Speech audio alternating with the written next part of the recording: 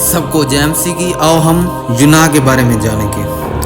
यहोवा के ये वचन है, अमित्य के पुत्र यूना के पास पहुंचा, उठकर उस बड़े नगर नीनवा को जा और उसके विरुद्ध प्रचार कर, क्योंकि उसकी बुराई मेरी दृष्टि में बहुत बढ़ गई है। परंतु यूना यहोवा के सम्मुख से तरीश को जाने को भाग उठा और याफा नगर को जाकर तरीश जाने वाले एक जहाज को पाया और भाड़ा देकर उस पर चढ़ गया। उनके साथ यहोवा के सम्मुख से तरीश को चला जाए। तब यहोवा ने समुद्र में एक प्रचंड आंधी चलाई और समुद्र में बड़ी आंधी उठी, यहाँ तक कि जहाज टूटने पर था। तब मलाह लोग डर कर अपने अपने देवता की दुहाई देने लगे और जहाज में जो व्यापार की सामग्री थी उसे समंदर में फेंकने लगे कि जहाज हल्का हो जाए। परंतु यूना जहाज के निचले भाग में उतर कर सो गया और गहरी नींद में पड़ा हुआ था।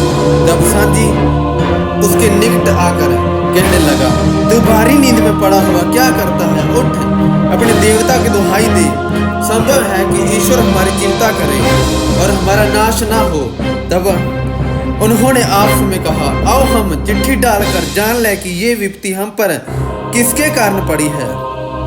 तब उन्होंने चिट्ठी डाली और चिट्ठी यूना के नाम पर निकली। तब उन्होंने उससे कहा, हमें बता कि किसके कारण ये विपत्ति हम पर पड़ी है। तेरा उद्यम क्या है? तू कहाँ से आया है? तू किस देश और किस जाति का है? उसने उनसे कहा, मैं इब्री हूँ और स्वर्ग का परमेश्वर यहोवा जिसने जल स्थल दोनों को बनाया है उसी का मैं मानता हूँ। तब वह बहुत डर गया और उससे कहने लगे, तूने ये क्या किया? वह जान गए थे कि वह यहोवा के सम्मुख से भाग आया है, क्योंकि उसने आप ही उनको बता दिया था। तब उन्होंने उससे पूछा, हम तेरे साथ क्या करें और जिससे समुद्र शांत हो जाए? उस समय समुद्र की लहरें बढ़ती ही जाती थी। उसने उनसे कहा, मुझे उठाकर समंदर में फेंक दो, तब समुद्र शांत पड़ जाएगा, क्योंकि मैं जानता हूँ कि ये भारी आंधी तुम्हारे ऊपर मेरे ही कारण आई है। तो भी वह बड़े यत्न से खेते रहे, उसको किनारे पर लगाए, परंतु पहुंच ना सके, क्योंकि समुद्र की लहरें उनके विरुद्ध बढ़ती ही जाती थी। तब उन्होंने यहोवा को पुकार कर कहा, है यहोवा, हम विनती करते हैं कि इस पुरुष के प्राण के बदले हमारा नाश ना हो और ना हमें निर्दोष की हत्या का दोषी ठहरा, क्योंकि है यहोवा, जो कुछ तेरी इच्छा थी वही तूने किया है। तब उन्होंने यूना को उठाकर समंदर में फेंक दिया और समंदर की बयान के लहरें थम गई। तब उन मनुष्यों ने यहोवा का बहुत ही भय माना और उसको भेंट चढ़ाई और मन्नतें मांगी। यहोवा ने एक बड़ा सा मच्छ ठहराया था यूना को निगलने, और यूना उस महामच्छ के पेट में 3 दिन और 3 रात पड़ा रहा। तब यूना ने उसके पेट में से अपने परमेश्वर यहोवा से प्रार्थना करके कहा, मैंने संकट में पड़े हुए यहोवा की दुहाई दी और उसने मेरी सुन ली है। अधोलोक के उदर में मैं चिल्ला उठा और तूने मेरी सुन ली है। तूने मुझे गहरे सागर और समुद्र की थाह तक डाल दिया था और मैं दरारों के बीच में पड़ा था। तेरी भड़काई हुई सब तरंगे और लहरें मेरे ऊपर से बह गई। तब मैंने कहा, मैं तेरे सामने से निकाल दिया गया हूँ, कैसे मैं तेरे पवित्र मंदिर की ओर फिर ताकूंगा? मैं जल से यहाँ तक घिरा हुआ था कि मेरे प्राण निकले जाते थे। गहरा सागर मेरे चारों ओर था और मेरे सिर से सवार लिपटा हुआ था और पहाड़ों की जड़ तक पहुंच गया था। मैं सदा के लिए भूमि में बंद हो गया था। तो भी है मेरे परमेश्वर यहोवा, तूने मेरे प्राणों को गड्ढे में से उठाया है। जब मैं मूर्छा खाने लगा तब मैंने यहोवा को स्मरण किया और मेरी प्रार्थना तेरे पास तेरे पवित्र मंदिर में पहुंच गई।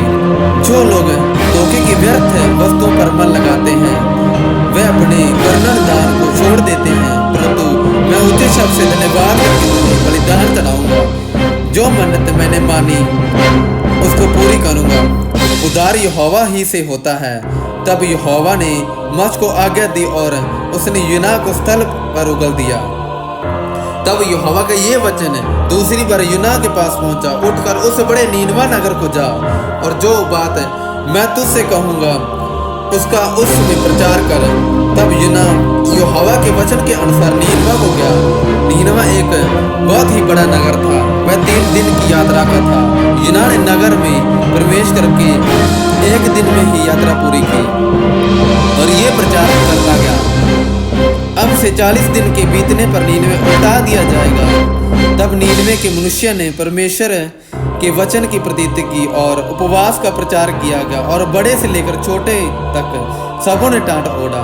तब ये समाचार नीनवे के राजा के कान में पहुंचा और उसने सिंहासन पर से उठकर अपने राजकीय वस्त्र उतारकर टाट ओढ़ लिया और राख पर बैठ गया। राजा ने प्रधानों से सम्मति लेकर नीनवे में इस आगे का ढिंढोरा पिटवाया। क्या मनुष्य, क्या बैल, क्या भेड़ बकरी या अन्य पशु कोई कुछ भी ना खाए और ना कुछ पिए। मनुष्य और पशु दोनों टाट ओढ़े और वह परमेश्वर की दुहाई चला चला कर दे और अपने कुमार्ग से फिरें और उस उपद्रव से जो वह करते हैं पश्चाताप करें। संभव है परमेश्वर दया करे और अपनी इच्छा बदल दे और उसका भड़का हुआ कोप शांत हो जाए और हम नष्ट होने से बच जाएं। तब परमेश्वर ने उनके कामों को देखा कि वह कुमार्ग से फिर रहे हैं। तब परमेश्वर ने अपनी इच्छा बदल दी और उनकी जो हानि करने की ठानी थी उनको ना किया। ये बात यूना को बहुत ही बुरी लगी और उसका क्रोध भड़का। उसने यहोवा से ये कहकर प्रार्थना की, है यहोवा, जब मैं अपने देश में था तब क्या मैं यही बात ना कहता था? इसी कारण मैंने तेरी आज्ञा सुनते ही तरीश को भाग जाने के लिए फुर्ती की, क्योंकि मैं जानता था कि तू अनुग्रहकारी और दयालु परमेश्वर है और विलंब से कोप करने वाला करुणानिधान है और दुख देने से प्रसन्न नहीं होता। इसलिए अब है यहोवा, मेरा प्राण ले ले, क्योंकि मेरे लिए जीवित रहने से मरना ही भला है। यहोवा ने कहा, तेरा जो क्रोध भड़का है क्या वह जित है?